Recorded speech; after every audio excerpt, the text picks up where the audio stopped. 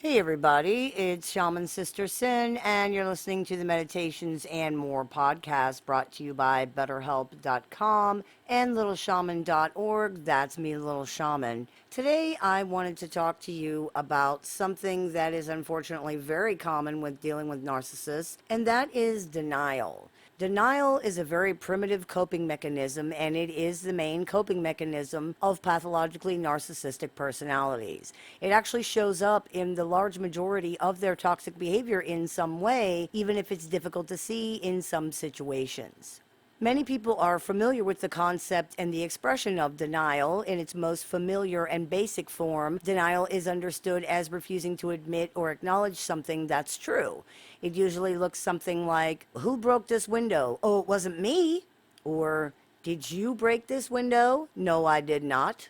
Many people might not realize, though, that denial isn't just denying something that's actually true, which is called denial of fact. It's also denial of impact, denial of responsibility, and denial of awareness. Denial of fact is the most straightforward type of denial in most situations. Most of the time, it's just saying flat out, "No, that isn't true," or "No, that didn't happen." It can be done a few ways that are a bit less straightforward, such as omitting things or changing them to reflect a different narrative, for example, but it's always the same thing. It's always essentially saying, "No, I didn't do that." Denial of impact is denying the impact of actions, words, or situations, such as when someone says, "Oh, it wasn't that bad," or "I barely touched you." It could also look like a reframing of a situation, such as, "But your dad loves you," or "You act like I'm punching you." It's an attempt to minimize how bad a bad thing was, how much impact something had. It's essentially saying, "I did do that thing, but it wasn't that bad of a thing." Denial of responsibility is denying responsibility for actions, such as when someone says, "I was in a bad mood," or "I was drunk." It can also look like blaming responsibility for actions on other people, such as, "I only did that because you did this," or "I only hurt you because you provoked me."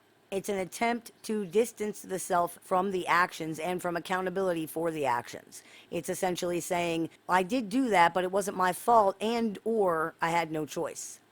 Denial of awareness is denying awareness of actions, such as when somebody says, "Well, I don't remember that happening," or "I was so tired or so drunk or so upset or whatever that I don't know what I said." It can also look like some kind of ignorance, such as, "I didn't know that was wrong," or "I didn't know you were going to get mad," or "I didn't realize that would hurt you." It's an attempt to remove responsibility and therefore accountability for actions by claiming ignorance or by not being able to answer for them. It's essentially saying, "I didn't even know I did that." As you've probably concluded, these things are omnipresent in narcissistic communication. Virtually all of their toxic behavior and a very large amount of their communication includes denial of some kind. There's another branch on the denial tree that we often see in narcissistic relationships as well, called denial of the victim.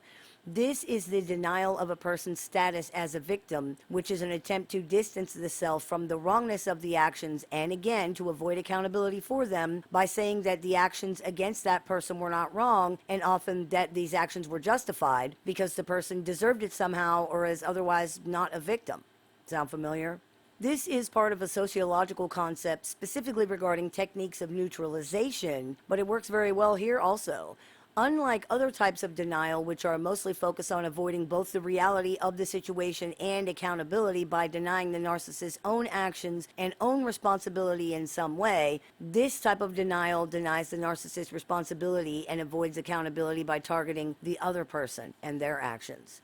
It's saying, "I did this, I'm aware that I'm responsible, but my actions were not wrong because this person's not a victim, and therefore it's not wrong to hurt, attack, or cheat them somehow."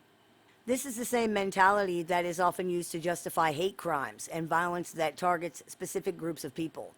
The so and so people think the such and such people are doing something harmful to them or to society or to their way of life or whatever. Therefore, anything the so and so people might do to the such and such people is justified and not wrong because the such and such people are not actually victims. They're bad.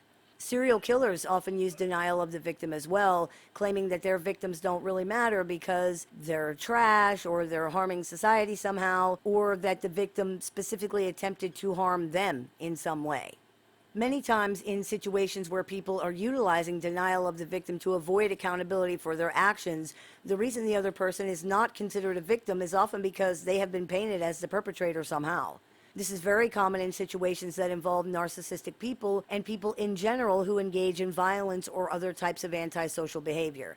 They are actually the victim somehow, and they're simply defending themselves, or they're striking back for their community, or some other narrative that advances the idea that the victim of their actions isn't really a victim. They are the victim, and in many situations, they claim to be the victim of the actual victim. Though it seems primitive and even infantile due to these very qualities, due to being infantile and primitive, in other words, this is often a successful strategy, which is what makes it so dangerous. It hits at a very deep, primitive place in people. The quickest way to garner support and avoid accountability for actions that harm other people is to play on the deep-seated ego belief that bad people deserve bad things to happen to them, that guilty people deserve to be punished. Scapegoating and, quote, othering people has historically played a huge role in some of the worst atrocities to have ever occurred in human history. If you can make someone seem bad enough, then at best, no one will care what happens to them, and at worst, people will actively support or even join in attacking them. This is how smear campaigning and scapegoating work in every situation, whether they involve millions of people, several people in a family, or just between two people in a relationship of some kind. The point of smearing and scapegoating is not just to make the other person look bad and guilty or feel bad and guilty, but to make them look bad and guilty to other people. This absolves the perpetrator of their actions because guilty people deserve what they get and bad people deserve bad things. For narcissists specifically, they need other people to believe in their performed and perpetuated narratives, or they cannot believe in these narratives themselves, which becomes disastrous for their ability to regulate themselves. The narrative is that they are the victim at all times in everything. If people do not condone their actions, this can't be true. As we've discussed in other episodes of the show, narcissists need accomplices. They need people who either knowingly or unknowingly, willingly or unwillingly, can make their performed narrative into a reality. This really cannot be overstated. The participation of others is absolutely critical here. Without that, the narcissist is just a psychotic actor performing a ludicrous one-person play on stage in front of an empty house for an audience of nobody. If no one is there to both act as a prop to make the play more realistic and to believe in the performance itself, then the true audience cannot be convinced. And who is the true audience? Well, that's easy. Who do you think it is? Who is the only person narcissists are ever thinking about or doing anything for? Who is the only person who ever actually matters to these people? That's right, themselves. Other people are both the hat narcissists are wearing during their performance and the mirror they are using to see how they look in that same hat. Other people provide both the stage dressing to make the performance believable and the feedback that it is, in fact, believable. Without both of these key components, the performance fails. And as we've discussed in other episodes of the show, this performance is how the narcissist attempts to regulate themselves in the absence of a cohesive identity or a coherent, stable self-image. Denial, then, is the narcissist's primitive, infantile way of keeping this extremely fragile construct intact. They have constructed an identity they want to believe in and make as real as possible, but they can't without the participation of other people. Since human beings can't function without some kind of identity, this is very, very important. Denial is the only way narcissists have of combating the ever-present threat of reality. Narcissists are at war with reality. Reality is their most omnipresent enemy, besides themselves, of course. Because they are an illusion and because their entire existence is a created construct predicated on the ability to convince people that it's real, actual reality, meaning objective experience, is very threatening to these personalities because their constructed identity is usually not in any way reflective of actual reality, of that objective experience. What does that mean? It means that who they pretend to be or say they are is not what people experience when dealing with them. People, of course, then present reflections of who the narcissist actually is and how they actually behave, which is extremely wounding to the narcissist. It threatens their narrative, which threatens their survival. So they deny it. They just claim that it's not true somehow. This is really the only defense they have, but in terms of actually being successful at defending anything, it's not a very good one. Simply denying something happened or denying that hurtful behavior was hurtful doesn't usually go over very well. Not only does it require mental gymnastics to engage in for themselves, it often looks delusional or ridiculous to other people. The level of denial narcissists engage in may, in fact, be one of the first things that causes the people around them to believe that the narcissist is mentally ill or have some kind of psychological problem, often because it's so extreme or so absurd. For example, narcissists may do or say something right in front of somebody and then deny it, even if it was like 2 seconds ago. This can be almost shocking to people, and they might just ignore it at first because they don't know how to react. This likely contributes to the quote unquote success of denial as a defense mechanism. It just doesn't compute for people. People just cannot believe an adult person is doing that, and they don't know what to say or do in response, so they don't say or do anything. They can't really conceive of the fact that this is what's happening, so in many situations they might assume that they are the ones who got things wrong. After all, why would another adult human being deny something in this way when it's so obvious? And why would they be so adamant about it if they're not telling the truth? Unfortunately, this is a mistake in reasoning. It's an understandable one, of course, but it can have serious impact on people if they don't realize what's happening. The reality is, some adults will deny things in this manner, and they will be adamant about it even though they're being dishonest, because the stakes for them are very high, even if that makes no sense in the moment. These personalities cannot tolerate making even simple errors or little mistakes. They cannot accept or deal with being wrong, even about very small or insignificant things. These seem like stupid reasons to engage in denial, and to be perfectly frank, they are. That doesn't change how this works. Imagine then how much denial would need to be practiced in somebody's life if even the basic little mistakes and errors that people make every day were intolerable to them, let alone if they were also engaging in egregious intentional wrongdoings that harm other people or sabotage their own lives on top of that. It would need to be almost constant denial. The lives of narcissists seem to be in some ways nothing more than a complicated, desperate balancing act between all of their maladaptive, destructive, and toxic defense mechanisms and coping skills, the majority of which are primitive and don't work very well. Despite its reputation as some kind of sophisticated manipulation, which is due in part to its potentially devastating impact on other people, denial, even if it's more sort of advanced forms, is a very simplistic, childish defense mechanism. It is literally just insisting that reality is not true. That's all it is.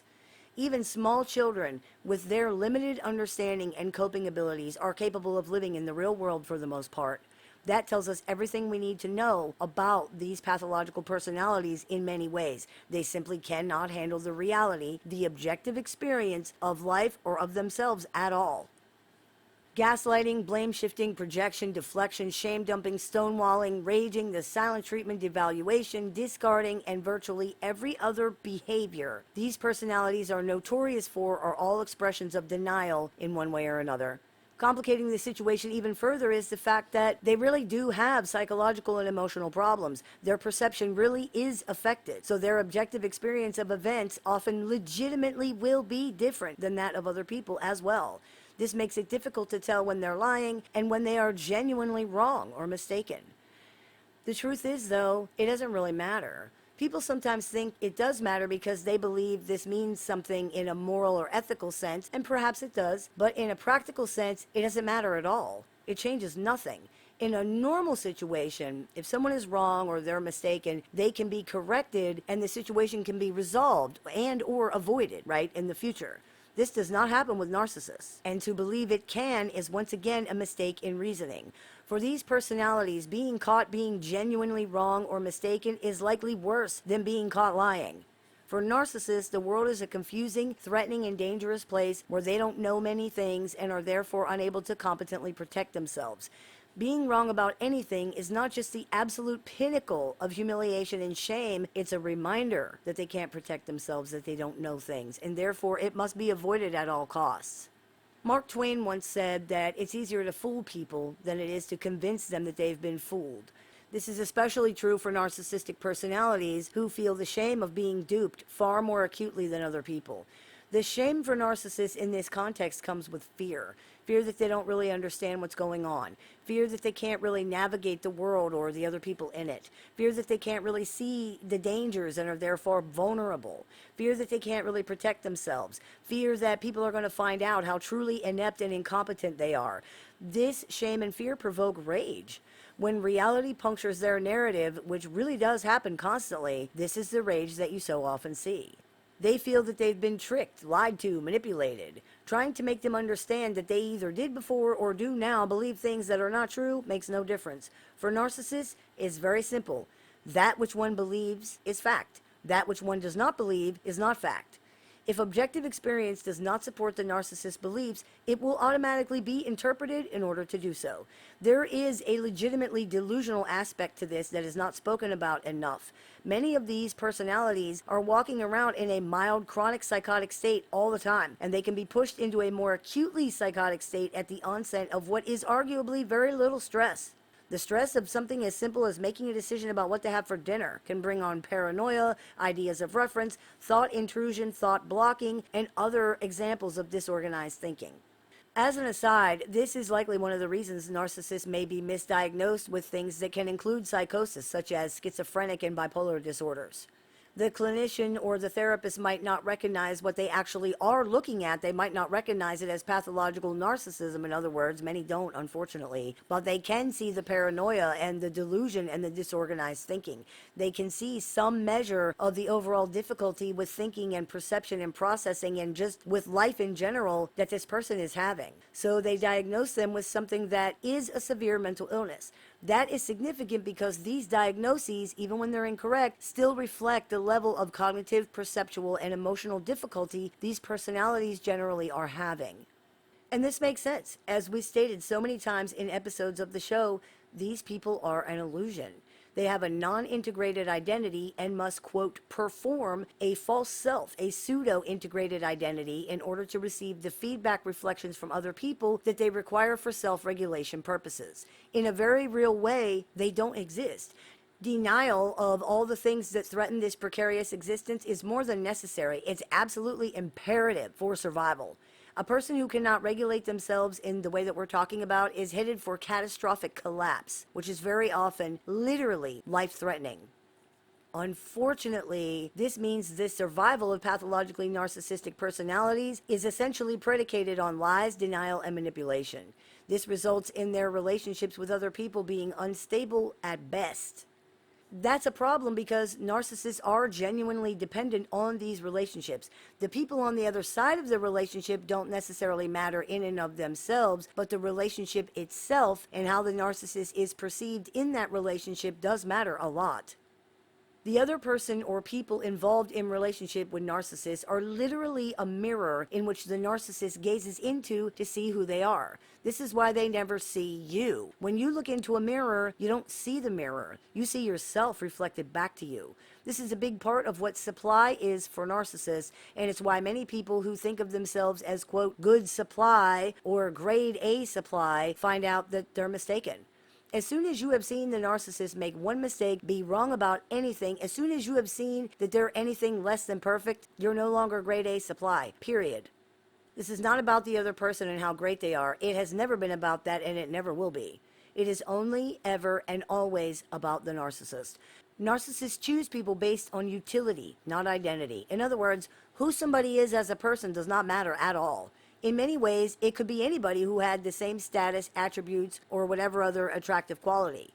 This is not necessarily a conscious act. It can be, of course, but it's also simply the way that they view the world. Identity means nothing to narcissists, and really, why would it?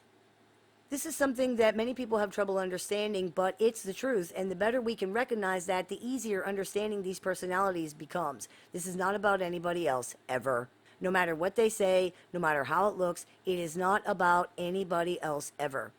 If you look at any situation involving a narcissist, you will see that. It's only our egos that tell us that it's about us. We really only have to look to see. The effects of denial in relationships of any kind with narcissists can be devastating. It's true that they only care about things that affect them, and so by extension would only deny things that are connected to them, but since they're egocentric, they believe everything is connected to them, that everything affects them, which means denial of other people's basic realities is standard practice in these relationships. The problem is the narcissist's fantasy image, their performed narrative of who they are, and by extension who others are in relation to them and how life is in general, is completely incongruent with reality. It does not match up with people's subjective experience of this person and what life with them is like. It doesn't really match up with the narcissist's subjective experience either, by the way. That's why they have to practice denial. This inconsistency generally asserts itself almost immediately, and this is a threat to the narcissist. Because they are so limited, their only defense against this is just to claim that it isn't true, and that's what they do. The fact that this actually denies the realities of other people, which can cause them serious psychic and emotional damage, likely does not occur to narcissists, and it's extremely unlikely that they would care even if it did. After all, you're denying their reality, you're causing them serious psychic and emotional damage.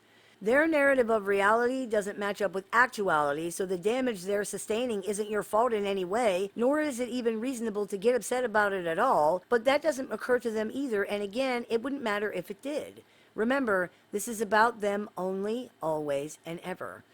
Because of this, dealing with narcissistic personalities includes almost constant gaslighting, both intentional and the type that occurs as the result of vastly differing perceptions, and a huge amount of ego trauma. The ego is the part of us that speaks as I. Ego trauma then consists of attacks on your sense of self and who you believe yourself to be. Because the narcissist's image of themselves is dependent on the participation of others, in some ways it really only exists in comparisons and relation to other people. In other words, it has no merits of its own. It can only be seen when there's something else to contrast it with. This means, for example, that narcissists can only be good if by comparison somebody else is bad or can be made to look bad. They can only be the hero if by comparison someone else is the victim. These comparisons and relations to others are the engine that make this vehicle go. They are, in fact, the entire substance of the narcissistic false self, of this performed narrative, which is the only identity narcissists really have. It must be contrasted against other people, for all intents and purposes, without being compared or related to others in some way, without being bounced off of them and reflected. In other words, these people wouldn't really exist at all. In a very real way, their identity is entirely predicated on other people. In order to preserve and protect their identity narrative then, this means that narcissists have to have narratives about other people too. And they have to behave according to those narratives about other people in order to perform their own. Which means treating other people as if they really are what the narcissist needs them to be by comparison, either for good or for bad. They will be treated like a villain if the narcissists need to be the victim. They will be treated like a victim if the narcissists need to be the hero. They will be treated like a loser if the narcissist needs to be the winner. They will be treated like an idiot if the narcissist needs to be the genius, etc. This results in massive ego trauma for the people around these personalities because they are relentlessly being reacted to, interacted with, and constantly treated as if they genuinely are somebody that they're not. It's like accidentally walking onto a movie set where they've been shooting the movie for months and you're playing an already existing role that you're unaware you've even been given. People are reacting to you in ways that you have no context for and don't understand. They're referencing things that you have no idea about because the character you're suddenly and unknowingly playing did those things, not you. You have no idea what anybody is talking about or why they're reacting to you the way they are or why they're treating you the way that they do. Narcissistic personalities have a very old script that they are using, and you are very likely not the first person to have played the exact same role in this performance.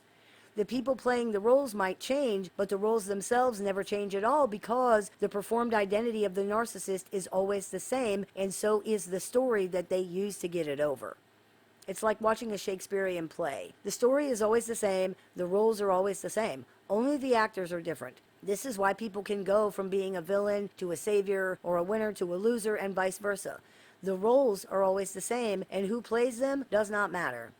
If you're dealing with a narcissistic personality, understand that their reality is not the same as yours. It's really not, and they are nowhere near as psychologically adaptable and flexible as you are. When you are asking them to be honest, for example, or to change a behavior, it's very likely you're asking them to do something that for all intents and purposes, they legitimately cannot do without incurring extreme psychological damage. Even if they could, it's very likely the fear and the shame bundled with this would stop them from even considering it.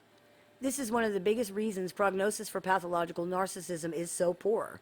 Not only is the personality structure rigid and set up to deny anything that can even be construed as negative or bad, Not only are their behaviors experienced as egosyntonic for the most part, which means that the things they do don't cause them discomfort in comparison to their self-image, which is likely due in part to their ability to deny, justify, and to their extremely skewed perception. But even if they do see a problem of some kind, the disproportionate fear and shame attached to these things stops them from addressing or even acknowledging it a large majority of the time. They simply will not do it. And anyone who has dealt with one of these personalities can attest to how far they will go in order to avoid that. So what does this mean for you? It means that if you've been dealing with a pathologically narcissistic personality, you've likely been being relentlessly forced into a reality that does not match your actuality. This is often very confusing for people, and it can be very damaging. And even if you've never been confused about the things and always thought that they were crazy, the frustration and the pain of being unseen and unheard is bad enough just on its own. You're not in a real relationship with another person. You don't even really exist in the relationship at all because they don't. It's almost like that movie, The Never-Ending Story. The whole relationship is a space that exists solely in the imaginations of the people that are involved. Without that to fuel the creation of the space and make it into something, there's just nothing left. If you are dealing with a pathologically narcissistic personality, it's important to stay very grounded in your objective experience and to not attempt to use narcissists for reality testing. That would be like asking a blind cat if the color you just painted your living room works with your furniture. Not only can they not see it, they have absolutely no idea what you're talking about. A narcissist's perception is skewed, their cognition is affected, it's completely unstable and based solely upon what they're feeling in any given moment, and they may lie on top of all that if there's an angle they can exploit or a benefit for them in some way. They are the exact wrong person to ask about whether reality makes sense or not. If they're the only person that's around, either wait until somebody else is around, or even better, work on trusting and validating yourself. Under no circumstances should you allow a narcissist's perception or narrative of reality to supplant or replace your own. It's not a good idea to let them have any influence in any way, to be perfectly honest. It sounds harsh, but it's probably not overstating it to say that in many situations, a narcissist's perception of events likely should not even be considered at all. It's simply too skewed, too unstable, and too egocentric to be relied upon in any situation, but most especially situations that involve them or anything that affects them. Since they're so egocentric, that means everything. Their perception of reality only works for and benefits them, at the expense of other people 99% of the time. This includes you.